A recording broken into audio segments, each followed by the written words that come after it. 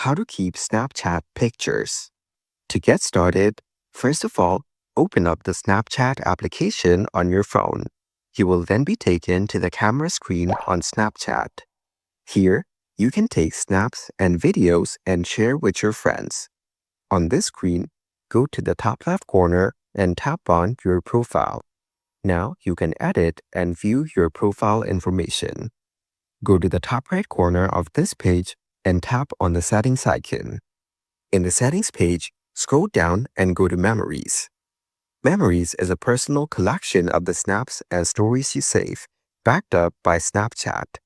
Here, tap on Save button under the Save Destination section. Now tap on Memories and Camera Roll.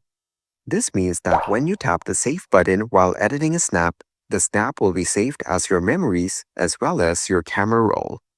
Go back and tap on Autosave My Story Snaps. Select Autosave to Memories. This means that when you post a snap to My Story, Snapchat will autosave the snap to your memories.